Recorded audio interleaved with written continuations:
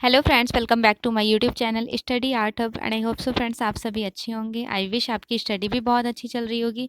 Last class में हमने discuss किया था ग्रुप 43 मीन्स कोलकाता ग्रुप के बारे में। आज की क्लास में डिस्कस करने वाली हूँ progressive artist group pack group के बारे में। पैक ग्रुप 1947 या 48 का टाइम ड्यूरेशन है।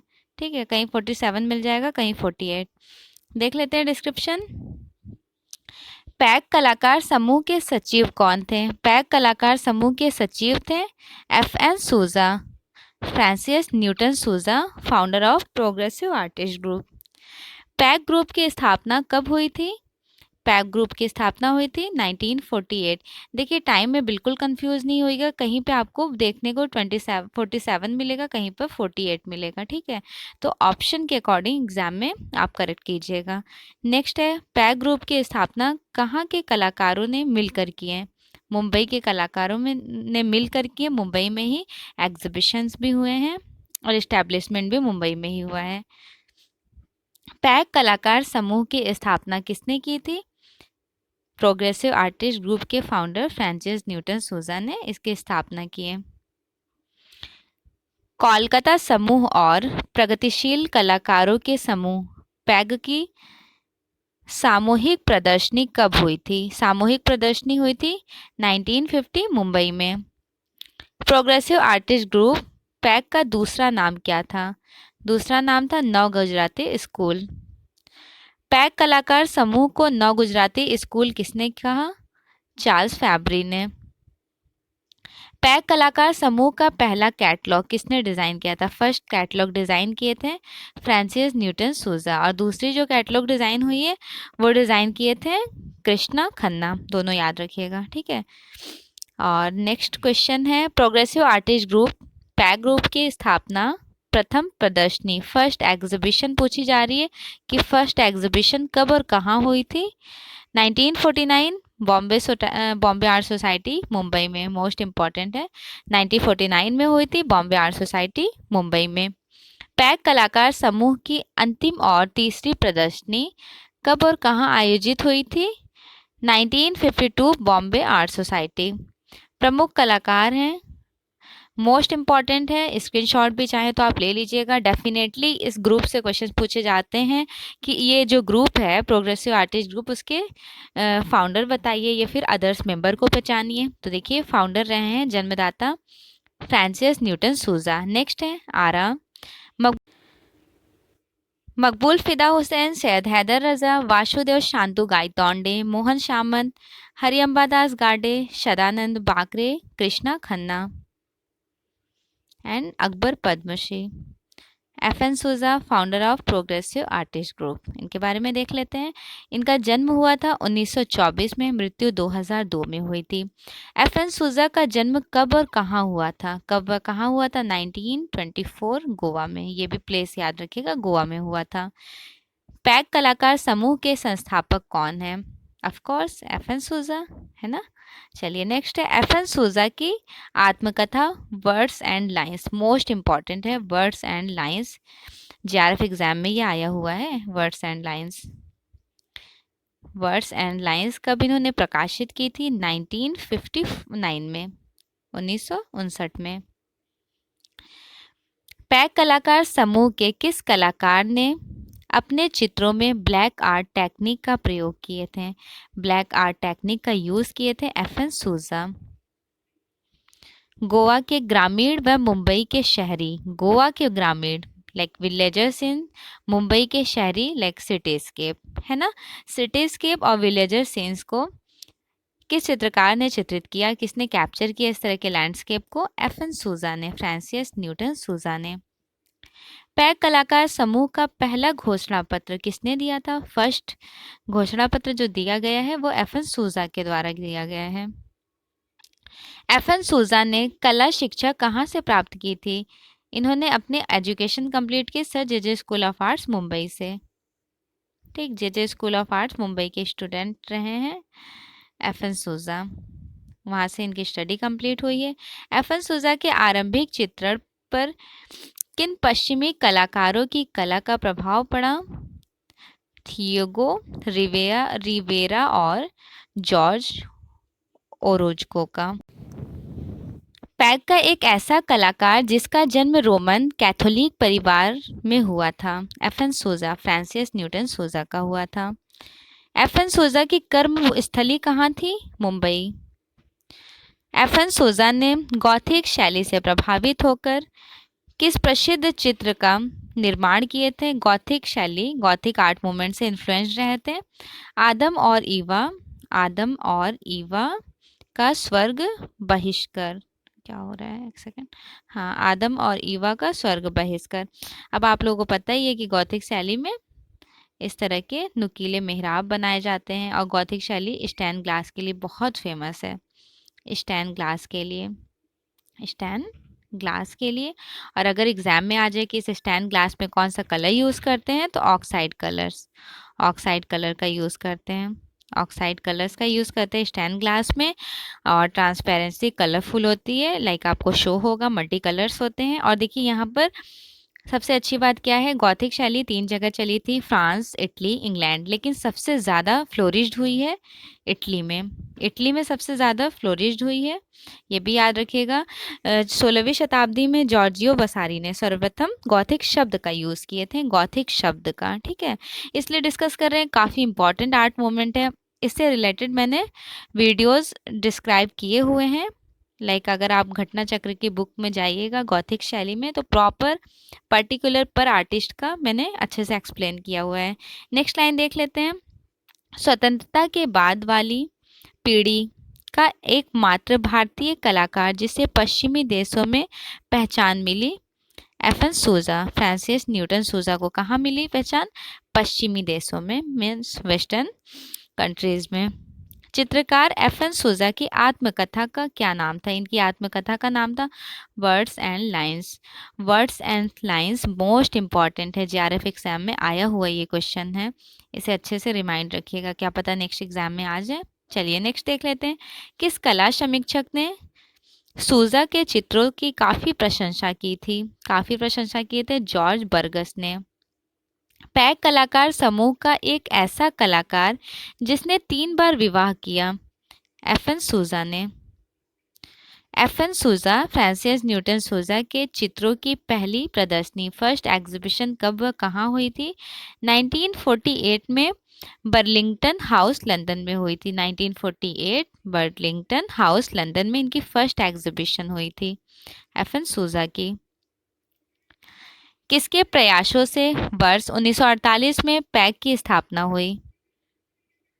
फ्रांसिस न्यूटन सोजा के मतलब इन्होंने इस पैग की स्थापना किए थे। एफ.एन. सोजा किस लिए जाने जाते हैं? नग्न आकृति मीन्स न्यूड फिगर्स के लिए। प्रसिद्ध चित्र श्रृंखला दार्शनिक और प्रेम किसने चित्रित किया? एफ.एन. सोजा ने। सोजा जे स्कूल ऑफ आर्ट्स मुंबई में कब प्रवेश लिए थे? 1940 में। 1940 में इन्होंने जे स्कूल ऑफ आर्ट्स में इनरोल्ड हुए हैं। देन आफ्टर 8 ईयर 8 साल बाद इन्होंने पैग ग्रुप का इस्टेब्लिशमेंट किया। कहीं पर 47, कहीं पर 48 देखने को मिल जाएगा पैग ग्रुप का एक्चुअल टाइम। किस कलाकार ने एक कैटलॉग में स्वयं को शैतान और दादावादियों का उत्तराधिकारी कहकर पुकारा? एफ.एन. सोजा। You know about Dadaism art movement start in Zurich में स्टार्ट हुआ था, और बेसिकली दादाइज्म आर्ट मूवमेंट को एंटी आर्ट और प्रस्तुतिकरण इंस्टॉलेशन आर्ट के नेम से एक्सप्लोर है। इसके फाउंडर कहे जाते हैं दादाइज्म के मार्शल डुशम।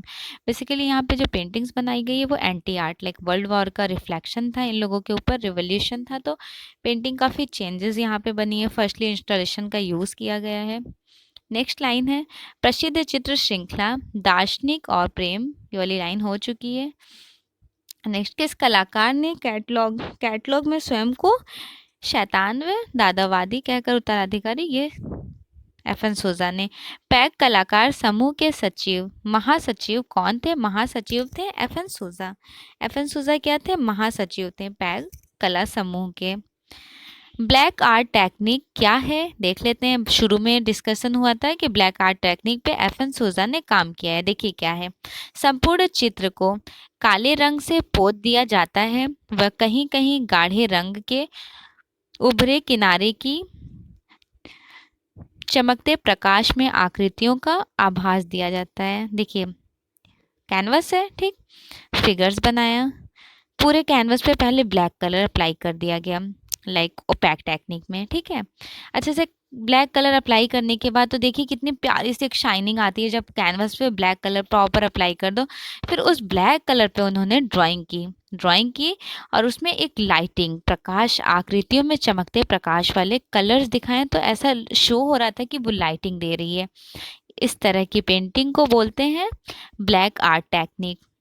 काफ़ी अच्छी टेक्निक है, आप लोग अगर पेंटिंग करते हैं तो ज़रूर ट्राई कीजिएगा। मेरा एक चैनल है visual aesthetic art bye Zainab, वहाँ पे मैं अपनी पेंटिंग्स अपलोड करती हूँ। अगर आप पेंटिंग्स में इंटरेस्टेड हैं तो ज़रूर विजिट कीजिएगा मेरे चैनल पर। चलिए नेक्स्ट लाइन देख लेते हैं।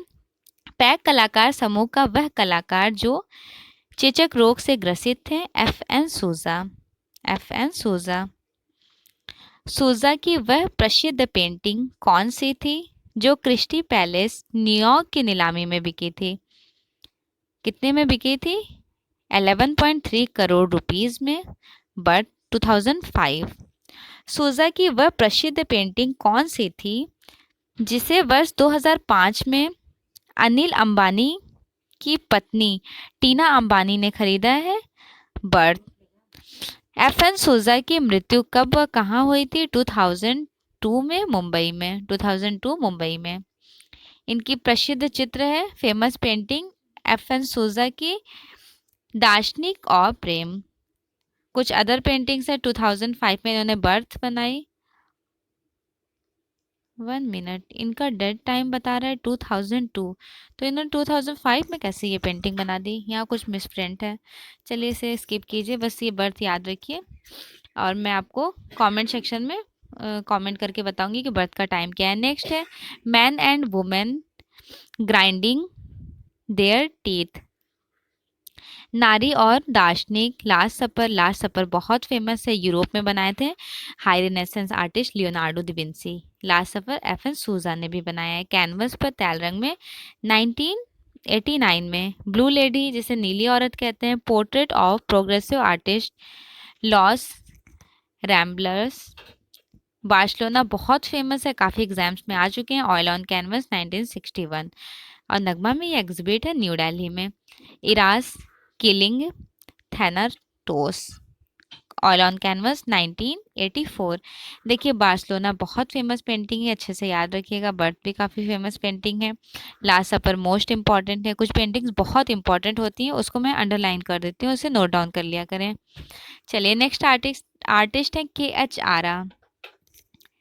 के.एच. आरा जिनका पूरा नाम है कृष्णा हावला जी आरा। कृष्णा हावला जी आरा के बारे में डिस्कस कर लेते हैं। इनका फुल फॉर्म भी याद रखिएगा। आजकल फुल फॉर्म से बड़े क्वेश्चंस एक बन जा रहे हैं कि आर्टिस्ट का फुल फॉर्म बताइए।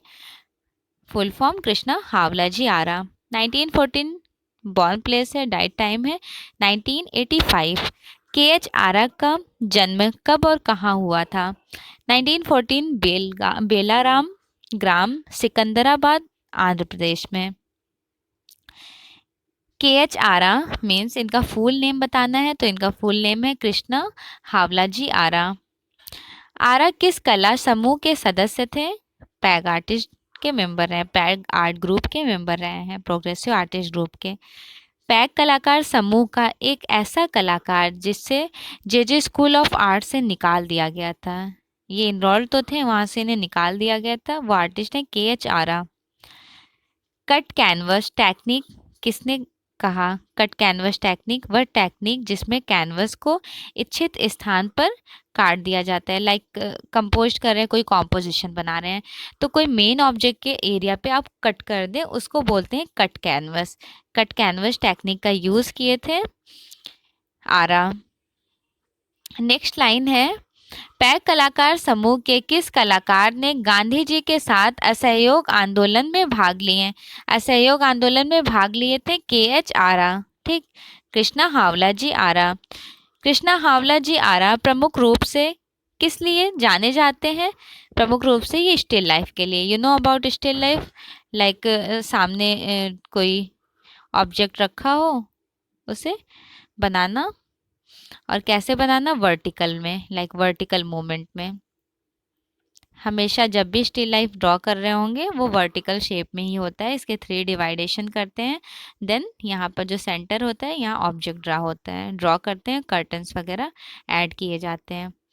बीएफए वगैरह में तो बहुत स्टिल लाइफ की प्रैक्टिस किए होंगे। चलिए नेक्स्ट लाइन देख लेते हैं। पैक कलाकार समूह का एक ऐसा कलाकार जो जीवन भर अविवाहित रहे थे।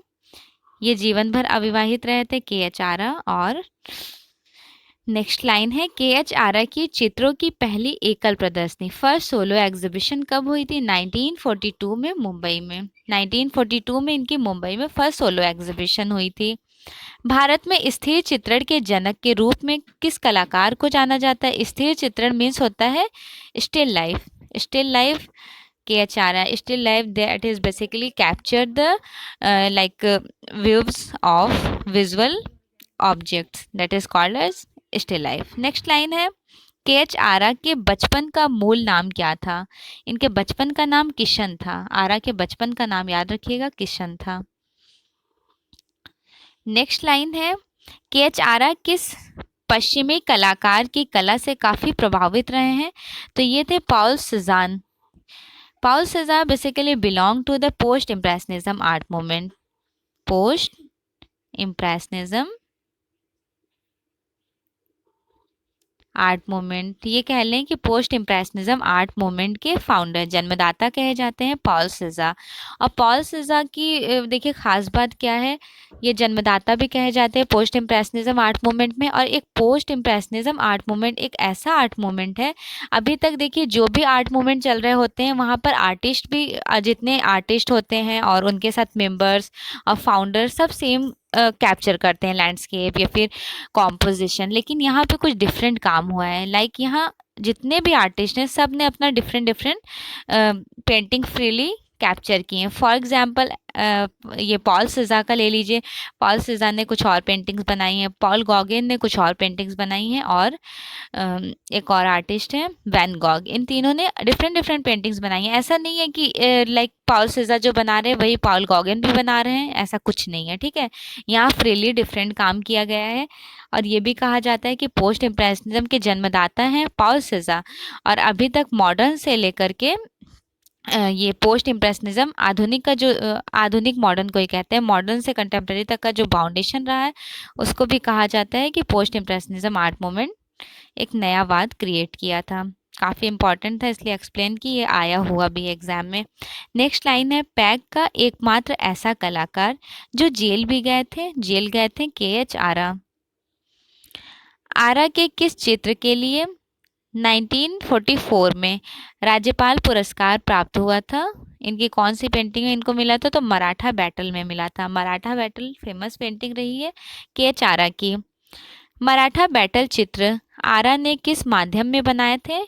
वाटर कलर, जल रंग में। KH आरा कब राष्ट्रीय ललित कला एकेडमी न्यू दिल्ली के फेलो चुने गए थे? 1983 में। भारत में सबसे पहले कट कैनवस टेक्निक का किसने यूज़ किया है? कट कैनवस टेक्निक तो ये MFA में भी जो कॉम्पोजिशंस बनाते हैं होता है ना, कुछ क्रिएटिविटी दिखाओ, तो ये कट कैनवस का काफ़ी स्टूडेंट्स यूज़ करते हैं। पैक के किस कलाकार को लोगों ने अशिक्षित व आदिम कलाकार कहते हैं? KH आरा को कहा गया था। नेक्स्ट लाइन है, आरा जिया सरहदी की किस फिल्म के कला निर्देशक आर्ट डायरेक्टर भी रहे? किस फिल्म में आर्ट डायरेक्टर भी रहे थे? हम लोग, फिल्म हम लोग। आरा ने अपने स्थिर चित्रण मीन्स आप समझ गए, स्टिल लाइफ के बारे में बात हो रही है। स्टिल लाइफ की इन्होंने फर्स्ट एग्जीबिशन कब और कहाँ आयोजित की थी? 1942 मुंबई में। आर्टिस्ट की पेंटिंग पढ़ो तो कैसा लगता है ना कि लाइक अपनी भी पेंटिंग करना शुरू कर लो। चलिए नेक्स्ट लाइन है, आरा की किस पेंटिंग के लिए बॉम्बे आर्ट सोसाइटी मुंबई ने वर्ष 1952 में स्वर्ण पदक से सम्मानित किए? टू जग्स 2 जग्स, लाइक उन्होंने 2 जग बनाए होंगे कॉम्पोजिशन में, ठीक है। तो फिल कीजिए, ये स्टिल लाइफ में ही तो आ जाएगा। नेक्स्ट लाइन है, आरा का प्रिय चित्रण माध्यम क्या रहा? जल रंग, वाटर कलर। KH आरा को मुख्य रूप से किस लिए जाना जाता है? चित्रकला, चित्रकार के रूप में जाना जाता है। बेसिकली इन्होंने स्टिल लाइफ में काफ़ी काम किए हैं। KH आरा का निधन कब हुआ था? इनका डेथ टाइम रहा है 1985, मुंबई। इनकी मोस्ट इम्पॉर्टेंट पेंटिंग देख लेते हैं।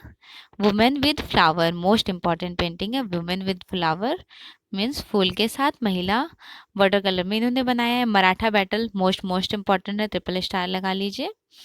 नेक्स्ट है, ये भी वाटर कलर की है। 2 जग्स, स्वतंत्रता दिवस की उल्लासमयी झांकी। हरा मेज, लाल मेज, चीनी बर्तन, पनघट पर, मेले से लौटते हुए, चक्की से पीसने वाले, धान कूटते हुए, प्रातःकालीन नाश्ते की मेज।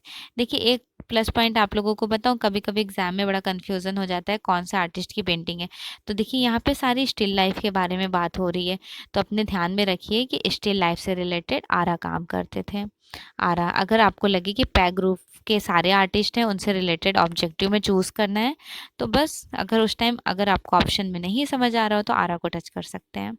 चलिए नेक्स्ट देख लेते हैं। मकबूल फिदा हुसैन, शॉर्ट में कहते हैं MF Hussain.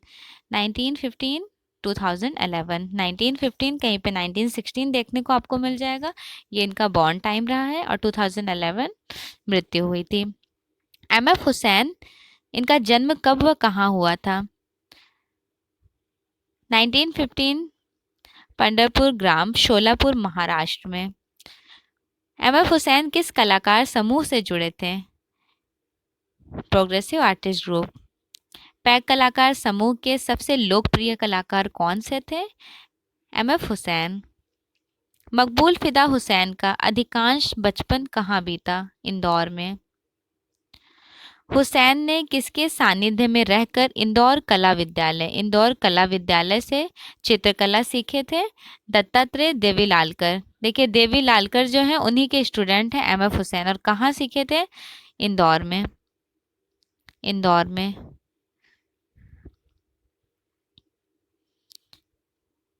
MF Hussain means मकबूल फिदा हुसैन को किस क्षेत्र में ख्याति प्राप्त हुई थी? चित्रकला के क्षेत्र में इन्हें ख्याति प्राप्त हुई। किस प्रसिद्ध आधुनिक कलाकार ने बाल्यावस्था से ही हयाशीष नाम कविताएं लिखनी शुरू किए थे? MF हुसैन, मकबूल फिदा हुसैन ने। हुसैन किस भारतीय कला आंदोलन से संबंधित कलाकार हैं? आधुनिक कला से। 1971 में हुसैन शीर्षक नामक पुस्तक किस देश की सरकार ने प्रकाशित किया? न्यूयॉर्क, अमेरिका में। हुसैन चित्रकारी के अलावा और किस में रुचि रखते थे? फिल्म निर्माता और फोटोग्राफी में। प्रसिद्ध कलाकार शमशाद हुसैन और आवेश हुसैन किस भारतीय कलाकार के पुत्र थे? शमशाद हुसैन और आवेश हुसैन MF हुसैन के बेटे हैं। मकबूल फिदा हुसैन ने अपनी प्रारंभिक शिक्षा कहाँ से लिए थे? इन्होंने अपने एजुकेशन स्टार्टिंग की आर्ट की लिए थे इंदौर कला विद्यालय, मध्य प्रदेश, MP से। MP में है इंदौर कला विद्यालय, और गुरु कौन थे उस टाइम? देवी लालकर से इन्होंने टीचिंग की एजुकेशन ली इंदौर कला विद्यालय से। किस कलाकार का कथन था कि मैं घोड़े बेचता हूँ और फिल्म बनाता हूँ? MF हुसैन, मकबूल फिदा हुसैन का ये कोटेशन है। पैग के किस कलाकार को बचपन से ही फिल्म देखने का बहुत शौक था? बचपन से ही फिल्म देखने का शौक था MF हुसैन को। हुसैन ने किस वर्ष theatre of the absurd illustration Shridharani art gallery New Delhi में है। Shridharani art gallery New Delhi में प्रदर्शनी किए थे 1990 में। हुसैन बचपन में किस पश्चिमी कलाकार की फिल्म देखकर काफ़ी प्रभावित हुए थे?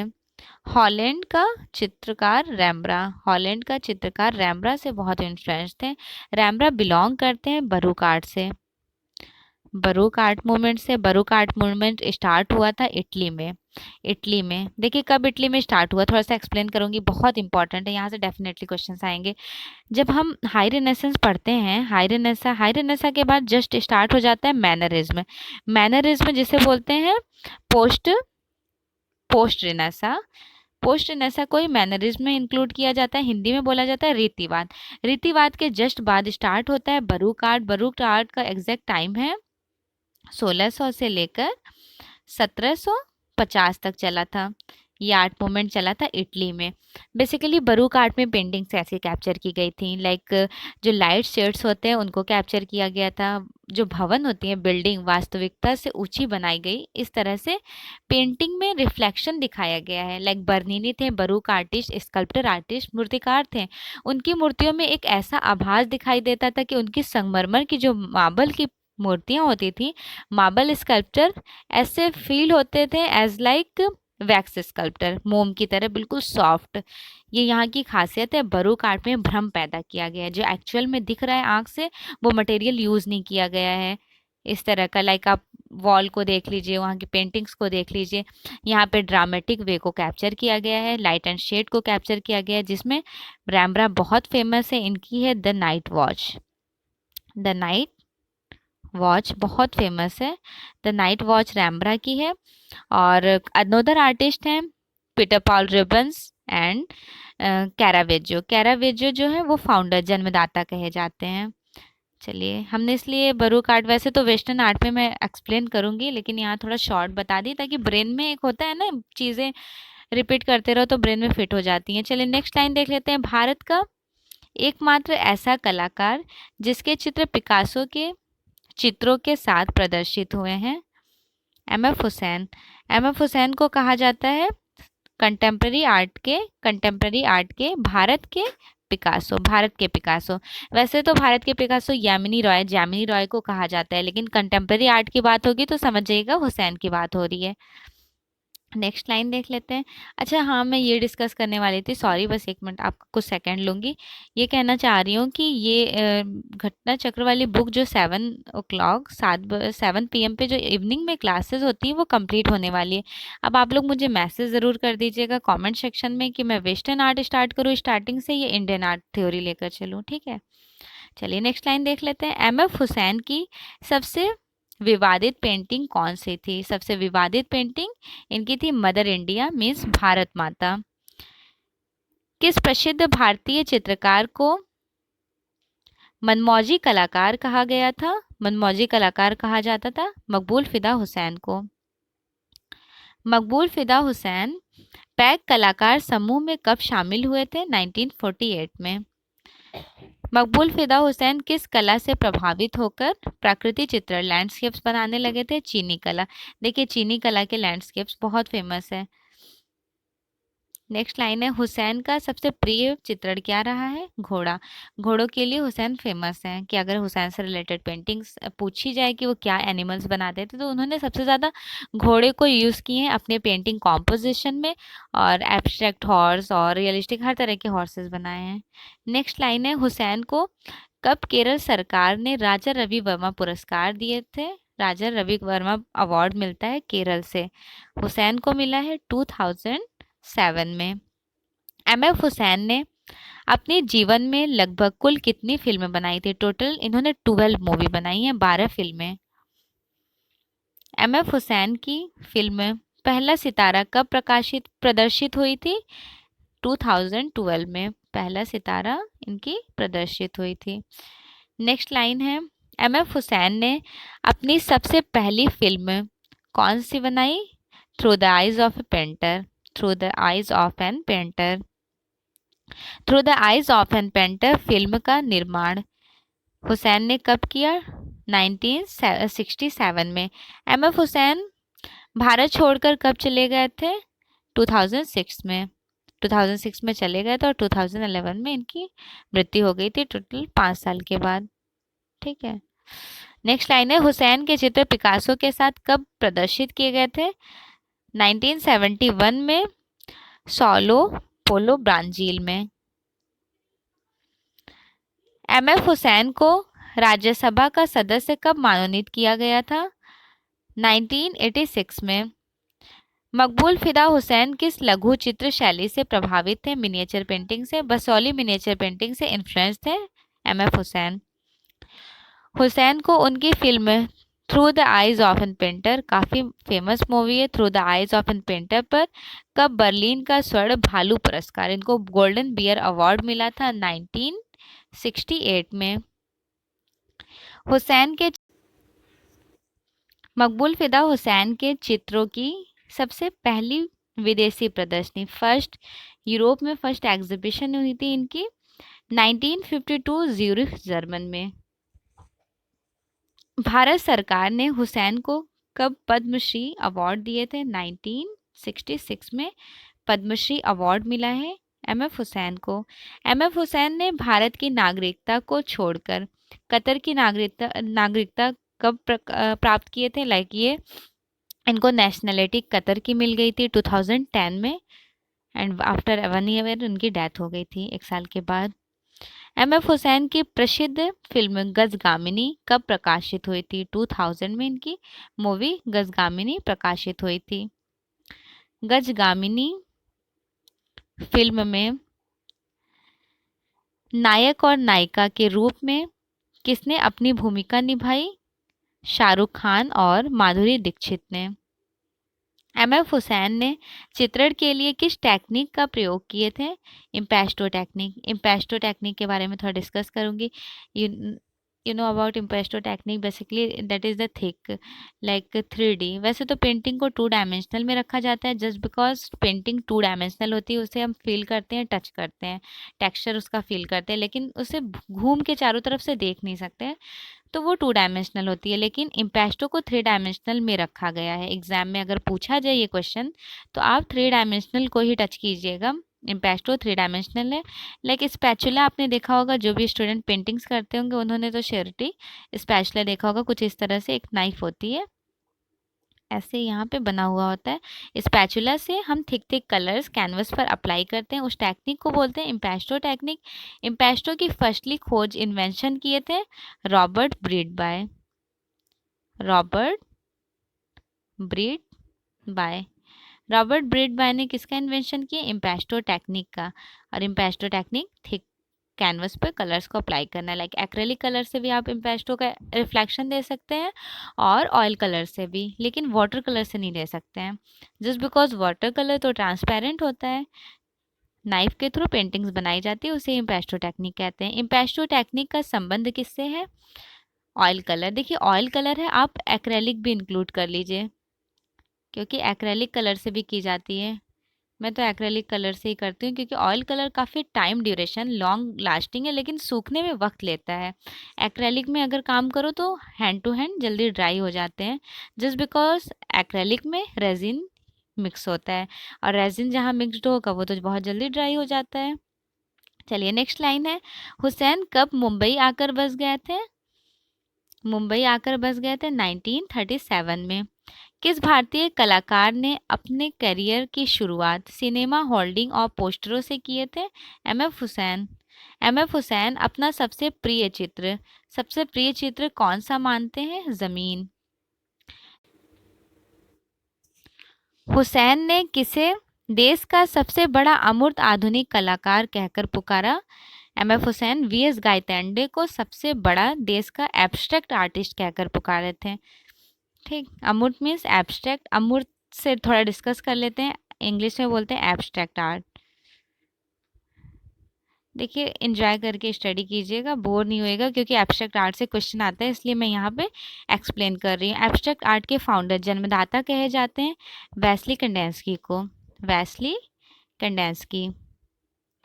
वेस्ली कंडेंस्की बिलोंग करते हैं ब्लू राइडर ग्रुप से, और ब्लू राइडर ग्रुप पार्ट है expressionism art movement. Expressionism means अभिव्यंजनावाद स्टार्ट हुआ था जर्मन में ही चला था 2 वाद, एक था ब्लू राइडर ग्रुप, दूसरा था die Brucke. Blue rider group के जन्मदाता कहे जाते हैं Wassily Kandinsky. And after all abstract art अमूर्त कला के जन्मदाता भी वेस्ली कंडेंस्की को कहा गया है, और पिएट मोंड्रियान को। पियत मोंद्रियान, ये भी बिलोंग करते हैं एब्स्ट्रैक्ट आर्ट मूवमेंट से, लेकिन इनका आर्ट मूवमेंट डिफरेंट है। ये हैं डे स्टाइल, जिसे बोलते हैं नियोप्लास्टिसिज्म। नियोप्लास्टिसिज्म आर्ट मूवमेंट के फाउंडर जन्मदाता हैं पियत मोंद्रियान, लेकिन इनको भी फर्स्टली एब्स्ट्रैक्ट आर्ट में रखा गया। अगर एग्जाम में क्वेश्चन आया और पूछा जाए कि father of abstract art, Wassily Kandinsky, और ऑप्शन में अगर वेस्ली कंडेंस्की नहीं होंगे तो पियत मोंद्रियान करेक्ट हो जाएंगे। इसलिए हमने एक्सप्लेन किया क्योंकि यहाँ अमूर्त के बारे में बात हो रही थी कि भारत में सबसे बड़ा आधुनिक अमूर्त कलाकार कहा जाता है वीएस गायतोंडे को। किसके अकॉर्डिंग? एमएफ हुसैन के अकॉर्डिंग। राष्ट्रीय ललित कला एकेडमी न्यू दिल्ली ने हुसैन को कब ललित कला रत्न पुरस्कार दिए थे? 2004 में। हुसैन ने जो चित्र पिकासो के साथ ब्राजील में प्रदर्शित किए थे, उनका चित्रण विषय क्या था? महाभारत। महाभारत के रचयिता हैं वेद व्यास। और वेद व्यास महाभारत को ही हुसैन ने अपनी पेंटिंग में कॉम्पोजिशन में कैप्चर किए थे, जो इन्होंने ब्राजील में एग्जीबिशन लगाई थी पैब्लो पिकासो के साथ। पैब्लो पिकासो बिलोंग करते हैं क्यूबिज्म आर्ट मूवमेंट से 1907 टू 1925। क्यूबिज्म आर्ट मूवमेंट चला। क्यूबिज्म आर्ट मूवमेंट हिंदी में घनवाद कहते हैं इसे। घनवाद, यहाँ पे शंकु घन को कैप्चर करके पेंटिंग्स बनाई गई है। इसके अनदर आर्टिस्ट हैं जॉर्ज ब्रॉक, फर्नालेजे और हार्नग्रेव्स। ओके, चलिए नेक्स्ट लाइन है, हुसैन को भारत सरकार ने कब पद्म विभूषण सम्मान दिए थे? 1991 में भारत सरकार ने इन्हें पद्म विभूषण से सम्मानित किया। हुसैन की film Meenaxi a tale of three cities 2004 में अभिनेत्री के रूप में भूमिका निभाए थे तब्बू। हुसैन का प्रसिद्ध चित्र ज़मीन बहुत फेमस है। ज़मीन काफ़ी एग्जाम्स में पूछी गई है। वर्तमान में ये कहाँ पर एग्जिबिट है? प्रेजेंट टाइम है national gallery of modern art New Delhi में। आधुनिक कला संग्रहालय नगमा में एग्जिबिट है। हुसैन की सबसे पहली एकल प्रदर्शनी कहाँ आयोजित की गई थी? इनकी फर्स्ट सोलो एग्जीबिशन कहाँ आयोजित की गई थी? 1950 जहांगीर आर्ट गैलरी मुंबई में। एकमात्र ऐसा भारतीय कलाकार जो नंगे पैर रहता था। एमएफ हुसैन की देखिए खास बात रही है, ये नंगे पैर रहते थे, कुछ ऐसा उनका बिलीफ था, इसलिए ऐसा नहीं है कि। चलिए नेक्स्ट लाइन लिख लेते हैं। हुसैन प्रमुख रूप से कैसे चित्रकार थे? प्रतीकवादी चित्रकार थे। प्रतीकवादी means symbolism. Symbolism art movement start हुआ था यूरोप में स्टार्ट हुआ था। इसके फाउंडर रहे हैं जन्मदाता ग्यूस्टर क्लाइमेट जन्मदाता रहे हैं प्रतीकवादी कला के, इंग्लिश में सिंबॉलिज्म कहते हैं। और ग्यूस्टर क्लाइमेट की बहुत फेमस पेंटिंग है द किस। ये पेंटिंग आई हुई भी एग्जाम में कि किसकी पेंटिंग है। नेक्स्ट लाइन है, हुसैन को उनकी किस सर्वश्रेष्ठ चित्राकृति के लिए 1955 ईस्वी में राष्ट्रीय पुरस्कार मिला था? ज़मीन पेंटिंग पर। राष्ट्रीय ललित कला एकेडमी न्यू दिल्ली का प्रथम राष्ट्रीय पुरस्कार नेशनल अवार्ड किसे मिला? एमएफ हुसैन को कब ललित कला एकेडमी द्वारा राष्ट्रीय पुरस्कार सम्मिलित किया गया? 1955 में। हुसैन को कब पद्म भूषण सम्मान से सम्मानित किया गया? 1973। हुसैन का कौन सा प्रसिद्ध चित्र 2006 में इंडिया टुडे की मैगजीन पर छपा था? इनकी पेंटिंग मदर इंडिया, भारत माता। हुसैन ने अपना प्रसिद्ध चित्र नीली रात, जिसे बोलते हैं ब्लू नाइट, किस माध्यम में ये बनाए थे? ब्लू नाइट ऑयल कलर में बनाए थे, तेल रंग में। एमएफ हुसैन की मृत्यु कब और कहाँ हुई थी? 2011 लंदन के ब्रोपितान हॉस्पिटल अस्पताल में। इनकी इम्पॉर्टेंट पेंटिंग देख लेते हैं। प्रमुख चित्र श्रृंखला है करबला, मोस्ट इम्पॉर्टेंट है इनकी करबला श्रृंखला। Oil on acrylic on canvas पर इन्होंने बनाया है। घोड़ा श्रृंखला, horse series, oil on canvas. Mother Teresa, oil on acrylic oil, ये कह लीजिए मिक्स मीडिया में इन्होंने बनाया है मदर टेरेसा। देखिए करबला बहुत फेमस है, घोड़ा भी बहुत फेमस है, हॉर्स सीरीज, मदर टेरेसा भी बहुत फेमस पेंटिंग है। नेक्स्ट राजस्थान भी फेमस है, बनारस श्रृंखला भी बनाए थे, कामसूत्र अर्थ श्रृंखला बनाए थे, सरस्वती श्रृंखला, रामायण श्रृंखला, महाभारत श्रृंखला इन्होंने ब्राजील में बनाए थे पैब्लो पिकासो के साथ जो एग्जिबिट किए थे। भारत माता मदर इंडिया 2006 में, ब्रिटिश राज 2009 में, Mother Teresa oil on canvas 1988-89 something नगमा में एग्जिबिट है न्यू दिल्ली में, लेडी विथ वीणा 1979, लैम्प और मकड़ी बहुत फेमस है इनकी, between the spider and lamp most important painting है, ऑयल कलर में इन्होंने बनाया, ऑयल ऑन कैनवस 1958, काली पहाड़ी जिसे ब्लैक हिल बोलते हैं 1964, नीला चीता, ब्लू टाइगर, लास्ट सफर बहुत फेमस है। देखिए लास्ट सफर इन्होंने भी बनाई है, इवन लास्ट सफर भारत में सूजा ने भी बनाई है, FN सूजा जो पैक ग्रुप के फाउंडर हैं, और लास्ट सफर इनकी भी बहुत फेमस है, और एक्चुअल में जो लास्ट सफर के आर्टिस्ट यूरोप में है लियोनार्डो दा विंसी ने बनाई है। नेक्स्ट है नीला रात, ब्लू नाइट, कैनवस पर ऑयल कलर में 1959, portrait of an umbrellas oil on canvas, अश्व ऑयल ऑन कैनवस 1967 नगमा में एग्जिबिट है न्यू दिल्ली में, बुद्ध ऑयल एक्रेलिक ऑन कैनवस, इच्छा के पंख एक्रेलिक ऑन कैनवस 1988, काला चंद्रमा जिसे ब्लैक मून बोलते हैं, image of the British Raj, Karbala बहुत फेमस है, acrylic on canvas, the last princess, mother and child, माँ शिशु, लिथोग्राफी ऑन पेपर, देखिए ये लिथोग्राफी में मीडियम चेंज है, ध्यान रखिएगा, मदर एंड चाइल्ड इन्होंने लिथोग्राफी में बनाई है। नगमा में एग्जिबिट है न्यू दिल्ली में। जमीन ऑयल ऑन कैनवस, देखिए जमीन इनकी ऑयल ऑन कैनवस पर है, मीडियम याद रखिएगा, 1955 में बना है, ये भी नगमा में एग्जिबिट है। नेक्स्ट है कृषक, उसके बाद कुछ अनदर पेंटिंग्स है, परिवार भी बहुत फेमस है, ऑयल ऑन कैनवस 1960 में बनाया है, नगमा में एग्जिबिट है न्यू दिल्ली में। चक्रवर्ती खामोशी ऑयल ऑन कैनवस 1977 नगमा में एग्जिबिट है न्यू दिल्ली में। दुपट्टे में तीन औरतें, ये भी बहुत फेमस है, 1958 में बनाया है। सुनहरा संसार, भीष्म की सया, चीता और नायिका, जंगा पर बैठा गिद्ध, ये भी बड़ा फेमस है, जंगा पर बैठा गिद्ध, तीन गधे, बैलगाड़ी भी इनकी फेमस है, कागज पर वाटर कलर में बनाए थे, ढोलकिया भी बहुत फेमस है, वाटर कलर में बनाए हैं। आपातकाल, गणेश, महाभारत, अभिसारिका, आलाप इनकी भी फेमस है, और आलाप उन्होंने भी बनाई है, क्या नाम है, अमरनाथ सहगल ने, उन्होंने वो स्कल्प्टर के लिए फेमस है, इनकी पेंटिंग है। बनारस घाट, इनके प्रमुख संस्थापन कार्य देख लेते हैं। स्प्रेस फ्रंट पेज बहुत फेमस है, इन्होंने शाही में बनाई है 1991 में। विसर्जन भी बहुत फेमस है 1992 में। Shwetambari installation 1992 Jehangir art gallery Mumbai में है। Theatre of the absurd installation 1990 Shridharani art gallery New Delhi में एग्जिबिट है। कुछ इम्पॉर्टेंट लाइन्स हैं, लाइक हुसैन संकलन बेंगलुरु कर्नाटका में है, हुसैन दोशी गुफा अहमदाबाद गुजरात में है, हुसैन के सराय फरीदाबाद न्यू दिल्ली में। ये तीनों लाइन्स मोस्ट इम्पॉर्टेंट है, मोस्ट इम्पॉर्टेंट। नेक्स्ट आर्टिस्ट है H.A. गार्डे। H.A. गार्डे जिनका फुल नेम है हरिदास अंबा दास गार्डे। हरि अंबादास गार्डे 1917 में बॉर्न हुए, 2001 में इनका डेथ टाइम रहा है, मृत्यु हुई है। हरि अंबादास गार्डे इनका फुल नाम है H.A. गार्डे का। हरि अंबादास गार्डे का जन्म कब और कहाँ हुआ था? इनका जन्म हुआ था 1917 तेलीगांव, अमरावती आंध्र प्रदेश। अमरावती से आपको कुछ याद आ गया होगा, अमरावती स्तूप आंध्र प्रदेश। देखिए यहाँ अमरावती के बारे में थोड़ा सा देख लेते हैं, यहाँ से क्वेश्चंस बनने के बहुत चांसेस हैं। अमरावती इसका इन्वेंशन खोज किए थे, ये कृष्णा नदी के किनारे है। नदी कौन सी है? तो कृष्णा नदी के किनारे है।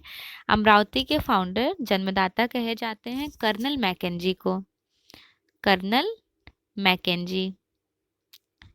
मैकेंजी फाउंडर कहे जाते हैं। अमरावती स्तूप, अमरावती स्तूप की खास बात ये है ये संगमरमर में बनाई गई है, याद रखिएगा, और सातवाहना काल की है, सातवाहना काल की है।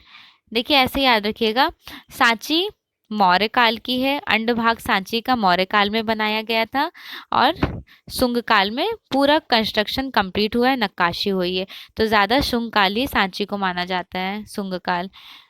और उसके बाद आ जाता है भरहुत, भरहुत भी शुंग काल का है। और नेक्स्ट आ जाता है अमरावती। अमरावती जो है वो सातवाहन काल की है, इसलिए हमने डिस्कस कर दिया क्योंकि ये तीनों बहुत इंपॉर्टेंट है, यहाँ से डेफिनेटली क्वेश्चंस आने के चांसेस हैं। नेक्स्ट लाइन देख लेते हैं। स्वतंत्र भारत का अग्रणी अमूर्त अभिव्यंजनावादी कलाकार किसे कहा जाता है? हरि अम्बादास गाडे को। हमने अमरावती इसलिए बताया कि बहुत इंपॉर्टेंट है, चांसेस हैं, क्योंकि काफ़ी बार एग्जाम्स में आए हुए हैं, तो जो आए हुए हैं उनको तो बहुत अच्छे से ही देखिए, क्योंकि 80% आपके देखिए क्वेश्चन पेपर से रिपीट ही हो जाते हैं। बस आपको 20% एक्स्ट्रा देखना है, तो 80% बिल्कुल ही जुबान पर रट लीजिए। नेक्स्ट लाइन देख लेते हैं। स्वतंत्र भारत का अग्रणी अमूर्त अभिव्यंजनावादी कलाकार किसे कहा जाता है? यहाँ पे बात हो रही अमूर्त अभिव्यंजनावादी means abstract expressionism art movement में चले जाइए आप अमेरिका में। जो उसके फाउंडर रहे थे, क्या नाम था उनका? Jackson Pollard. ठीक है, जैक्सन पोलार्ड के आर्ट मूवमेंट में आप वापस आइए पहले वहाँ पे, फिर इसके बारे में देखते हैं। स्वतंत्र भारत का अग्रणी कलाकार श्री अम्बादास गाडे को कहा जाता है, और यूरोप में एब्स्ट्रैक्ट एक्सप्रेशनिज्म के जन्मदाता जैक्सन पोलार्ड। जैक्सन पोलार्ड क्यों फेमस थे? तो ड्रिप आर्ट के लिए फेमस थे। ठीक है, नेक्स्ट लाइन है।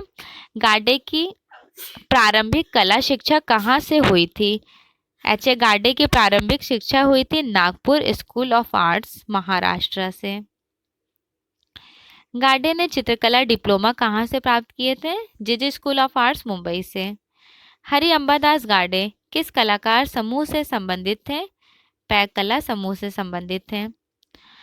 बॉम्बे ग्रुप ऑफ आर्टिस्ट की स्थापना 1957 में किस कलाकार ने की थी? हरि अम्बादास गाडे ने। हरि अम्बादास गाडे को बॉम्बे आर्ट सोसाइटी का स्वर्ण पदक कब प्राप्त हुआ था? 1957 में। पैक का अमूर्त अभिव्यंजनावादी कलाकार एच.ए. गाडे को कहा जाता है। अमूर्त अभिव्यंजनावादी यूरोप में चला था, अमेरिका में। नेक्स्ट लाइन है। गाडे कहाँ रहकर काम करते थे? मुंबई में रहकर काम करते थे। पैक कलाकार समूह का कोषाध्यक्ष कौन था? कोषाध्यक्ष हरि अम्बादास गाडे थे। किस कलाकार ने प्रमुख रूप से मुंबई की मलिन बस्तियों को चित्रित किए थे? मुंबई के मलिन बस्तियों को चित्रित किए थे हरि अम्बादास गाडे। एच.ए. गाडे ने कहाँ रहकर कला विभाजन के विभागाध्यक्ष पद पर रहकर सेवाएं दी थी? Central institute of art education, New Delhi में। इनकी most important painting Pachmarhi paper on gouache, Kashmir paper on gouache, Makaan paper on tempera 2001 में national gallery of modern art, New Delhi में एग्जिबिट है। हार्ट्स झोपड़ी बहुत फेमस है इनकी, कागज़ पे बनाए थे, वाटर कलर में बनाए हैं। धूमिल आर्ट गैलरी में है, न्यू दिल्ली में। रस समाप्ति गुलमोहर। नेक्स्ट आर्टिस्ट है सदानंद बाकरे। 1920 में बॉर्न और 2007 इनकी मृत्यु हुई। सदानंद बाकरे का जन्म कब और कहाँ हुआ था? 1920 बड़ौदा, गुजरात में। पैक का वह कलाकार जो चित्रकारी के साथ साथ मूर्तिकारी भी करता था। देखिए ये खास बात है, ध्यान रखिएगा। ये आर्टिस्ट हैं जो पेंटर आर्टिस्ट भी थे, उसके साथ स्कल्पटर आर्टिस्ट भी रहे हैं। पूछा गया ये क्वेश्चन कि पैक के कौन से कलाकार जो चित्रकार के साथ साथ मूर्तिकार भी थे? वो थे सदानंद बाकरे। सदानंद बाकरे ने मूर्तिकला की शिक्षा कहाँ से प्राप्त की थी? Sir J school of arts, Mumbai से। बाकरे ने मूर्तिकला का प्रशिक्षण मुंबई में किससे प्राप्त किए थे? मूर्तिकार रघुनाथ फड़के से। पैक का एकमात्र कलाकार जो मूर्तिकारी भी करते थे? सदानंद बाकरे।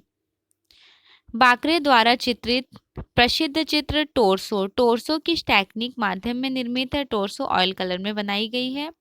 सदानंद बाकरे ने जे स्कूल ऑफ आर्ट्स में किस वर्ष प्रवेश लिया? जे स्कूल ऑफ आर्ट्स में इनरोल्ड हुए थे 1939 में as a student.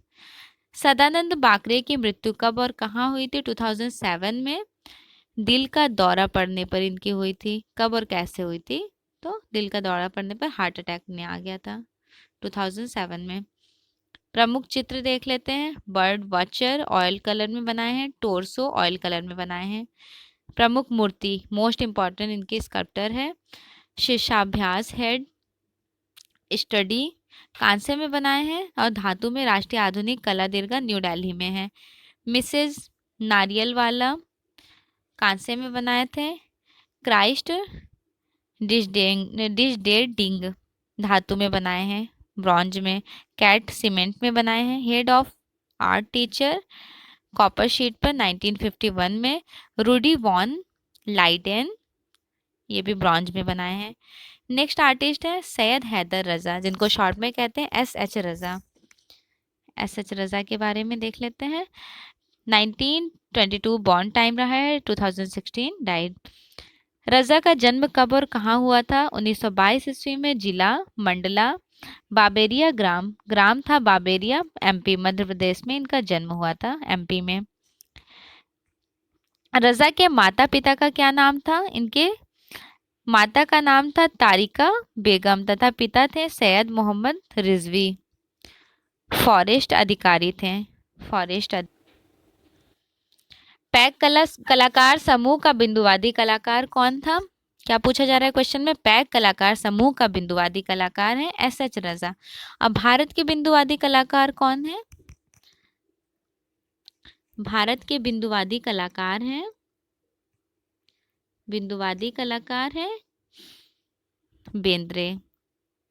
Bendre Bharat के बिंदुवादी कलाकार हैं।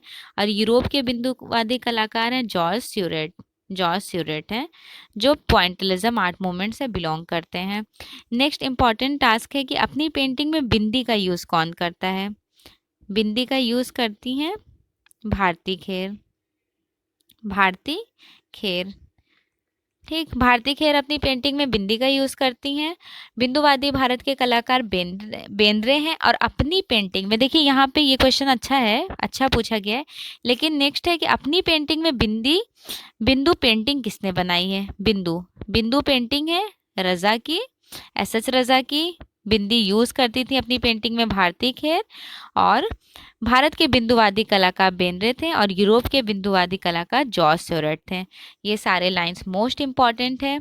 और अगर जेआरएफ की प्रिपरेशन कर रहे हैं तो ये भारती खेर की बिंदुवादी पेंटिंग ज़रूर देख लीजिएगा। बिंदु जो अपनी पेंटिंग में वो यूज़ करती हैं। नेक्स्ट है रज़ा ने शुरुआती कला शिक्षा कहाँ से संपन्न की थी? Nagpur college of arts Maharashtra से कंप्लीट की थी। पैक कला समूह का कौन सा कलाकार पेरिस में आकर बस गए थे? एस.एच. रज़ा पेरिस में जाकर बस गए थे। याद रखिएगा, एस.एच. रज़ा पेरिस में जाकर बस गए थे और एफ.एन. सूजा अमेरिका में जाकर शिफ्ट हो गए थे। रज़ा भारत छोड़कर पेरिस में कब बस गए थे? 1950 में। रज़ा चित्रकला अध्ययन के लिए मुंबई कब गए थे? 1942 में। नेक्स्ट लाइन है बिंदुवादी चित्रकार रज़ा ने मुंबई आर्ट्स कॉलेज से कितनी वार्षिक चित्रकला डिप्लोमा पूरा की? कितने टाइम लगे थे इनको? टोटल 5 ईयर लगे थे डिप्लोमा कंप्लीट करने में। जे स्कूल ऑफ आर्ट्स से इन्होंने किया है। रज़ा पैक कला समूह में कब सम्मिलित हुए थे? 1948 में।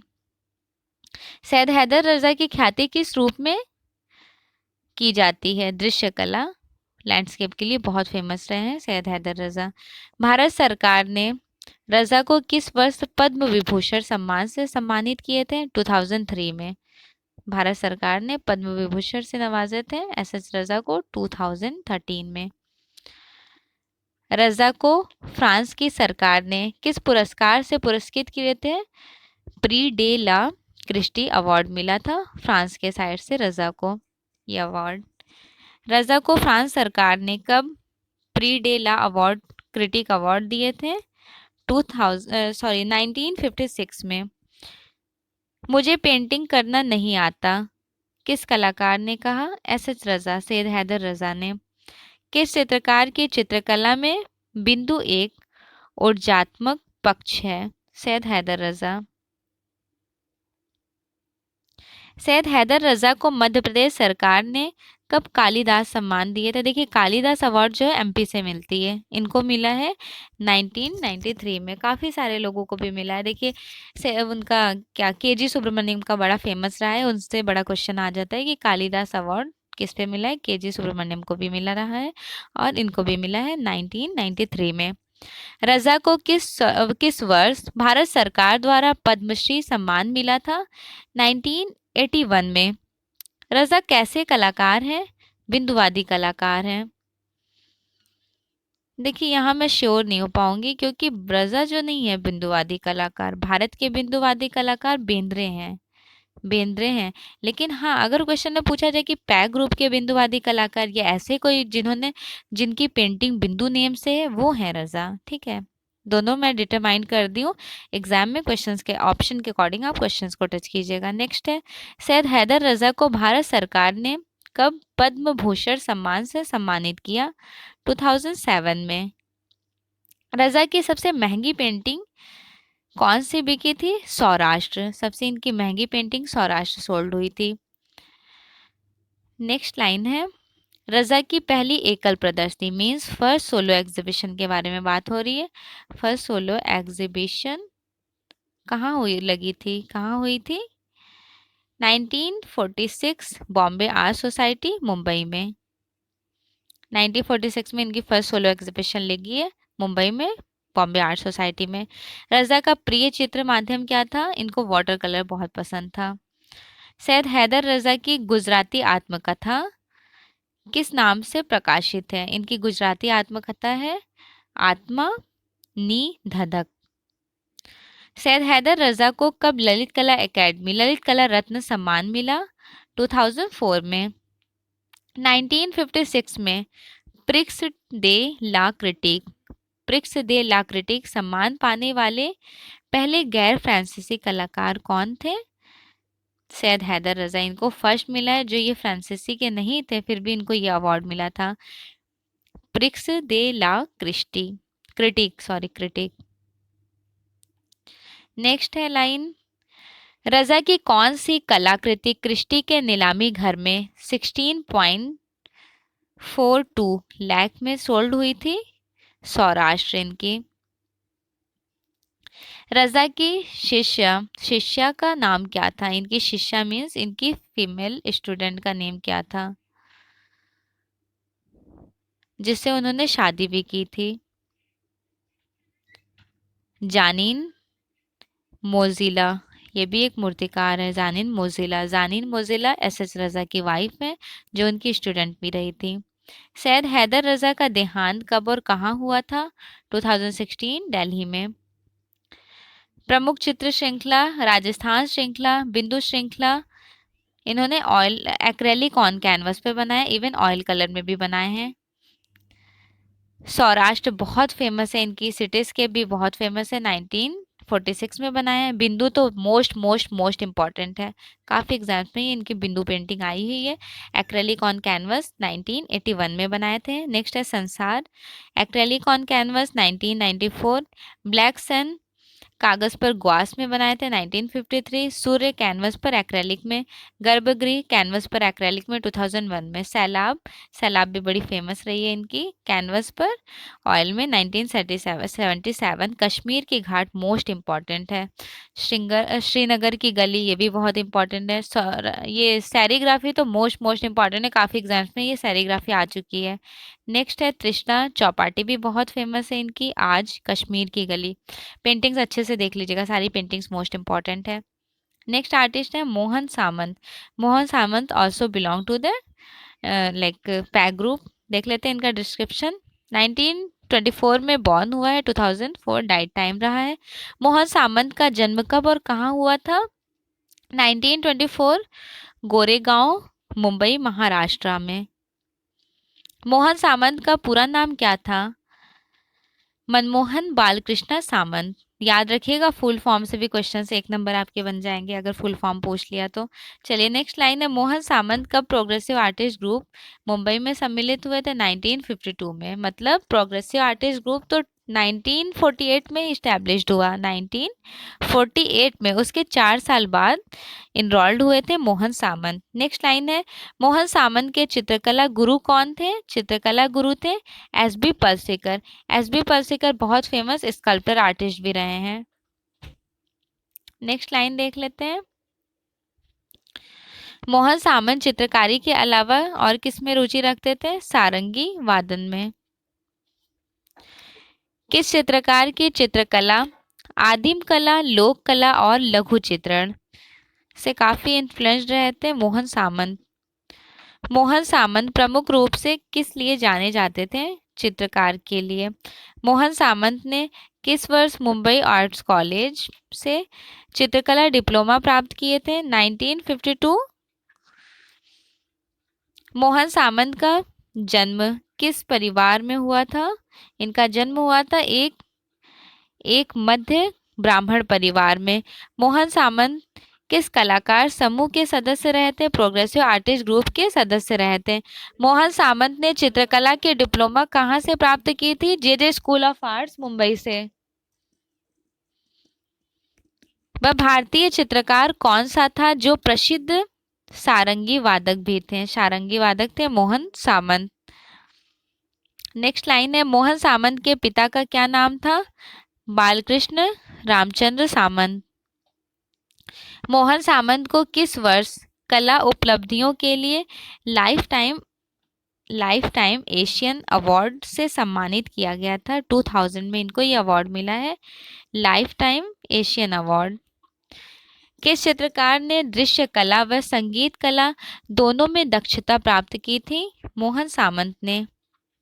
मोहन सामंत को किस वर्ष बॉम्बे आर्ट सोसाइटी की वार्षिक प्रदर्शनी में राज्यपाल पुरस्कार मिला था? 1954 में।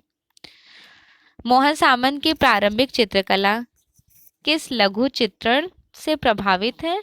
तो मोहन सामंत बेसिकली बसौली आर्ट और जैन लघु चित्र से प्रभावित हैं। देखिए, बसौली कला जो है वो पहाड़ी शैली की सबसे प्राचीन शैली है। मोहन सामंत को किस वर्ष बॉम्बे आर्ट सोसाइटी मुंबई का स्वर्ण पदक प्राप्त हुआ था? 1956 में। मोहन सामंत किस कलाकार के रूप में जाने जाते हैं? आधुनिक कलाकार के रूप में जाने जाते हैं। मोहन सामंत की प्रथम प्रदर्शनी, फर्स्ट एग्जीबिशन इनकी हुई थी 1953 में। मोहन सामंत के चित्रण का प्रमुख माध्यम क्या रहा? Mix media. Mix media basically क्या होता है? लाइक हमने एक्रेलिक कलर में पेंटिंग बनाई, ठीक है, और कहीं पर ऑयल कलर का टचअप दे दिए, उसी को बोलते हैं मिक्स मीडिया। मतलब 2 या 3 मीडियम को एक साथ पेंटिंग में कंपोस्ट करना, that is called eight mix media. चित्रकार मोहन सामंत का देहांत कब हुआ था और कहाँ हुआ था? 2004 मुंबई में। इनकी इंपॉर्टेंट पेंटिंग है मोहन सामंत की, like tourist at the sea festival, कागज पर जल रंग में बनाए थे, इंक में भी बनाए हैं, 1979। सूर्यवंशी कैनवस पर मिक्स मीडिया में बनाया, 1989। द वॉरियर्स कैनवस पर एक्रेलिक में बनाए। बर्थ ऑफ जटायु कागज पर जल रंग में, 1996। पैराडाइज इन्होंने स्वर्ग को बनाया, इंग्लिश में बोलते हैं पैराडाइज, कागज पर ऑयल वाटर कलर में बनाया, 2001 में। फर्स्ट लेसन इन वाटर कागज पर वाटर कलर में बनाया, 1974 में। नेक्स्ट पेंटिंग है चैरियट, कैनवस मिक्स मीडिया में बनाया, 1978। नाइट शैडो वो वाटर कलर में, 1981। Mexican wine party, 1982। Celebration of the dead acrylic oil sand on canvas, तीनों मीडियम में इन्होंने बनाया है, 1987। Medusa on the moon acrylic oil sand on canvas, 1988। Ashwamedh acrylic oil sand on canvas, 1988। Tourist at the sea festival, काफ़ी famous है ये वाली, tourist at the sea festival, इन्होंने बनाया है tourist at the sea festival water colour में और ink में भी, 1979। सूर्यवंशी कागज पर एक्रेलिक में और तैल रंग में। नेक्स्ट है ये ड्राइंग 1986 में किए हैं। फ्लॉक म्यूजिक जिसे फेस्टिवल कहते हैं, कैनवस पर mix media, 1979। Black magician acrylic colour paper पर बनाए हैं, 1996 में। वीएस गायतोंडे, इनका फुल नेम है वासुदेव शांतनु गायतोंडे। देखिए सबका फुल फॉर्म नोट डाउन भी करते रहिए, ये स्क्रीनशॉट ले लीजिए। 1 नंबर तो यहाँ से डेफिनेटली आपको मिल जाएंगे अगर लाइक फुल फॉर्म से रिलेटेड क्वेश्चन आ गया तो। एक बात और कहना चाहूँगी, इस बुक के मुझे सबसे अच्छे कंटेंट्स क्या लग रहे हैं, लाइक टू द पॉइंट बात की गई है, इसलिए बहुत अच्छे से देखिए। सारे एक्सप्लेनेशंस यहाँ पे अवेलेबल हैं। देख लेते हैं लाइंस। 1924 में पैदा हुए, 2001 में इनकी मृत्यु हुई। वी.एस. गायतोंडे का जन्म कब व कहाँ हुआ था? 1924, नागपुर, महाराष्ट्र। पैक समूह के किस कलाकार को हुसैन सबसे बड़ा आधुनिक अमूर्त कलाकार मानते थे? इसका डिस्कशन हुसैन के टाइम में ही हो चुका है। ये वी.एस. गायतोंडे को सबसे बड़ा आधुनिक अमूर्त कलाकार मानते थे, एब्स्ट्रैक्ट आर्टिस्ट। वी.एस. गायतोंडे का पूरा नाम क्या है? वासुदेव शांतु गायतोंडे। वी.एस. गायतोंडे ने चित्रकला डिप्लोमा कहाँ से प्राप्त की थी? Sir J school of arts, Mumbai से। वी.एस. गायतोंडे कैसे कलाकार के रूप में जाने जाते हैं? एब्स्ट्रैक्ट आर्टिस्ट हैं, अमूर्त कलाकार। किस कलाकार को पैक कलाकार समूह का दार्शनिक कलाकार कहा जाता है? दार्शनिक कलाकार कहा जाता है गायतोंडे को। पैक समूह का वह कलाकार जो कैलीग्राफी, सुलिपि डिजाइन, लाइक कैलीग्राफी क्या होता है? Basically cursive writing, cursive writing, ठीक, कर्सिव राइटिंग के लिए फेमस रहे थे वी.एस. गायतोंडे। कैलीग्राफी में भी इन्होंने काम किया है, कैलीग्राफी पेंटिंग भी बनाई है। कैलीग्राफी बेसिकली होती क्या? जो राइटिंग्स होती है उसी को ब्यूटीफुल स्टाइल में लिखना, that is called eight calligraphy. Next line है, वी.एस. गायतोंडे की चित्रकला किसके चित्रों की याद दिलाती है? पॉल क्ली और जॉन मीरो के चित्रों की याद दिलाती है। किस कलाकार का कहना था कि अमूर्त चित्रकला जैसी कोई चीज नहीं होती? अमूर्त चित्रकला जैसी कोई चीज नहीं होती, वी.एस. गायतोंडे ने कहा है। इवन इन्होंने एब्स्ट्रैक्ट में काम भी किया है और हुसैन ने इन्हें कहा भी है, स्पेशली अमूर्त कलाकार। गायतोंडे को भारत सरकार ने कब पद्मश्री सम्मान से सम्मानित किए थे? 1971 में। वी.एस. गायतोंडे बौद्ध दर्शन की किस शाखा से काफी प्रभावित हैं? जैन शाखा से। वी.एस. गायतोंडे के चित्रों की प्रथम एकल प्रदर्शनी, इनकी फर्स्ट सोलो एग्जीबिशन लगी थी 1959 में। गायतोंडे को मध्य प्रदेश सरकार ने कालिदास सम्मान से कब इनको सम्मानित किए थे? 1989 टू 99 समथिंग टाइम में। प्रसिद्ध चित्र है डांसर, ऑयल कलर में बना है, राष्ट्रीय आधुनिक कला दीर्घा, न्यू दिल्ली में एग्जिबिट है, मानसून स्पीच। नेक्स्ट आर्टिस्ट है कृष्णा खन्ना। देखिए कृष्णा खन्ना बेसिकली इनको पैग ग्रुप में भी रखा जाता है। इवन इनको कहा जाता है कि ये एक्चुअल में जो जुड़े हुए थे वो दिल्ली शिल्पी चक्रा ग्रुप से जुड़े हुए थे, वहीं पर इनको पढ़ा जाता है। लेकिन यहाँ पे भी देख लेते हैं थोड़ा, क्योंकि इन्होंने कैटलॉग डिजाइन किया था कृष्णा खन्ना ने। देख लेते हैं कृष्णा खन्ना का जन्म कब और कहाँ हुआ था? 1925 में, लयालपुर, पंजाब, वर्तमान पाकिस्तान में है। पैक कलाकार समूह का दूसरा कैटलॉग किसने डिजाइन किया? कृष्णा खन्ना ने। याद रखिएगा पहला डिजाइन किसने किया था? पहला किए थे एफ.एन. सूजा। एफ.एन. सूजा ने पहला डिजाइन किया है और दूसरा कृष्णा खन्ना ने डिजाइन किया है पैक ग्रुप का कैटलॉग। कैटलॉग तो पता ही होगा सभी को, कैटलॉग बेसिकली क्या होती है, लाइक हम लोग जो पेंटिंग एग्जिबिट करते हैं तो एक हमारे पिक्चर्स होते हैं, बायोग्राफी लिखी हुई होती है, पेंटिंग के थीम्स होते हैं और साइड में उस पेंटिंग के पिक्चर्स लगाए जाते हैं और अपोजिट में अपने भी पिक्चर्स लगे होते हैं, ठीक है, उसे ही कैटलॉग कहते हैं। नेक्स्ट है कृष्णा खन्ना। लेकिन हाँ एक बात और, सॉरी मैंने अच्छे से एक्सप्लेन नहीं किया। देखिए वो जो बुक होती है कैटलॉग वाली, उसमें जितने भी लोग पार्टिसिपेट करते हैं सारे आर्टिस्ट की मतलब होल्ड एग्जिबिटेड बुक्स में कंपोज्ड होता है, ठीक है। चलिए नेक्स्ट लाइन देख लेते हैं। कृष्णा खन्ना किस भारतीय कलाकार समूह से जुड़े थे? पैक ग्रुप से। इवन ये दिल्ली शिल्पी चक्रा में भी ये मेंबर रहे हैं, ये भी याद रखिएगा। कृष्णा खन्ना के जीवन पर एक लघु फिल्म डॉक्यूमेंट्री किसने निर्देशित की? हरिहारा सुब्रमण्यम ने।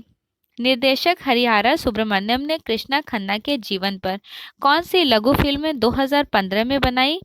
A for afternoon painted, saga by Krishna Khanna. 1979 में नोटों का हार पहने नेता का चित्र किस भारतीय कलाकार ने चित्रित किया?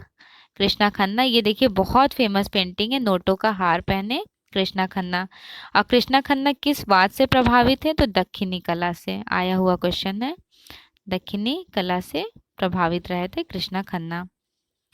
कौन सा भारतीय चित्रकार राइस पेपर पर चाइनीज स्याही से चित्र बनाते थे? कृष्णा खन्ना।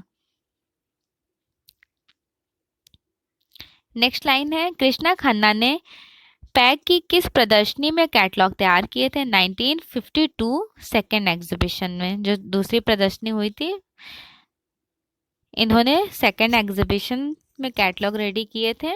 1952 में सेकेंड एग्जीबिशन हुई थी और फर्स्ट एग्जीबिशन 1950 में हुई थी। प्रवासिकी भारत ने कृष्णा खन्ना को कब पुरस्कृत किया? 1968 में। पैक का वह चित्रकार जिसने 13 वर्ष तक बैंक में नौकरी भी की थी। देखिए ये बैंक में नौकरी भी, जॉब भी किए थे, कृष्णा खन्ना थे। पैक के कलाकार भी रहे हैं, 13 ईयर तक जॉब किए हैं। कृष्णा खन्ना को कब भारत सरकार द्वारा पद्मश्री से नवाजा गया था? 1990 में। चित्रकार कृष्णा खन्ना की चित्रकला में किस भारतीय शैली, किस शैली का प्रभाव दिखाई देता है? दक्षिणी शैली का। पैक के किस कलाकार को आकृति मूलक कलाकार के रूप में जाना जाता है? आकृति मूलक कलाकार के रूप में कृष्णा खन्ना को जाना जाता है। कृष्णा खन्ना को कब भारत सरकार द्वारा पद्म भूषण मिला था? 2011 में। प्रसिद्ध चित्र श्रृंखला बैंड वालास बहुत फेमस है। बैंड वालास ऑयल कलर में किसने चित्रित किया? बैंड वालास कृष्णा खन्ना ने। कृष्णा खन्ना का प्रसिद्ध चित्र काला ट्रक, इनकी काला ट्रक भी बड़ी फेमस है। तीनों याद रखिएगा, नोटों के हार वाला, ठीक, नेताजी, और दूसरा इनका ये वाला बैंड वाला, और थर्ड काला ट्रक, तीनों इंपॉर्टेंट है। वर्तमान में कहाँ पर एग्जिबिट है? तो ये भी नगमा में ही एग्जिबिट है, national gallery of modern art New Delhi में। कृष्णा खन्ना किस लिए जाने जाते हैं? चित्रकार के लिए। इनकी प्रमुख चित्र श्रृंखला है बैंड वाला सीरीज, बहुत फेमस है। ऑयल ऑन कैनवस, राष्ट्रीय आधुनिक कला, बैंड वाला तो भूलिएगा मत, गेम सीरीज तो भूलिएगा नहीं। जितने भी कृष्णा खन्ना की ये पेंटिंग्स दिखे हैं जो मैं अंडरलाइन की, वो सारी इंपॉर्टेंट है। पिएटा कैनवस पर, ऑयल ऑन कैनवस पे बनाए हैं। ए मैन विथ डॉग, कुत्ते के साथ आदमी, ऑयल ऑन कैनवस। काला truck, oil on canvas, 1974, NGMA में एग्जिबिट है न्यू दिल्ली में। Sumi oil water colour like स्याही से बनाया गया है उस पे पेपर पर, 1969, ये भी नगमा में एग्जिबिट है। The stranger, oil on canvas, नोटों के हार वाले नेताजी बहुत इंपॉर्टेंट है, 1979 में बनाए थे। नेक्स्ट आर्टिस्ट है अकबर पद्मश्री। अकबर पद्मश्री का जन्म हुआ था 1928 में, 2020 में इनकी मृत्यु हुई है, अभी रिसेंटली 2 साल पहले। अकबर पद्मश्री का जन्म कब और कहाँ हुआ था? 1928, मुंबई महाराष्ट्र में। अकबर पद्मश्री किस कलाकार समूह से शामिल थे? तो ये पैक ग्रुप से शामिल थे। अकबर पद्मश्री के माता पिता का क्या नाम था? पिता थे हसन पद्मश्री और माता थी जेनाबाई पद्मश्री। पैक कला समूह का कौन सा कलाकार विज्ञापन कला से संबंधित है? अकबर पद्मश्री, बहुत इंपॉर्टेंट है। विज्ञापन कला मीन्स एडवर्टाइजमेंट की बात हो रही, ग्राफिक आर्ट से कनेक्टेड थे अकबर पद्मश्री। अकबर पद्मश्री ने डिप्लोमा, चित्रकला डिप्लोमा कहाँ से प्राप्त की? Sir J school of arts Mumbai से इन्होंने अपनी एजुकेशन कंप्लीट की, डिप्लोमा की। अकबर पद्मश्री की पुत्री जो कि एक अभिनेत्री हैं, उनका नेम था रायसा पद्मश्री।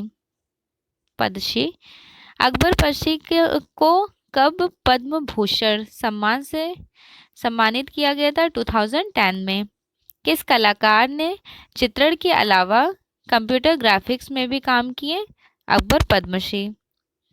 अकबर पद्मश्री की प्रथम विदेशी प्रदर्शनी कब कहाँ आयोजित की गई थी?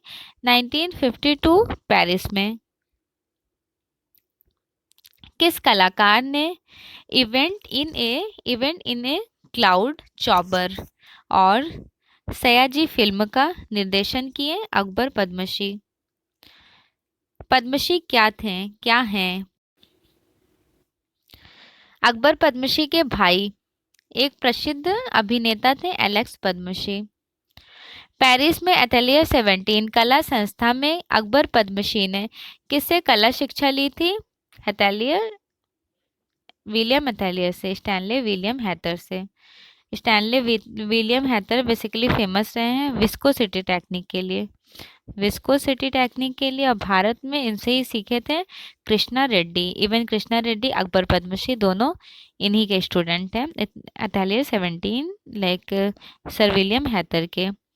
किस भारतीय चित्रकार के चित्र जली हुई झाड़ी, काफ़ी इंपॉर्टेंट है, जली हुई झाड़ी के समान अकबर पद्मश्री की पेंटिंग प्रतीत होती है। निर्देशक कुमार साहनी ने अकबर पद्मश्री के जीवन पर आधारित कौन सी फिल्म बनाई थी?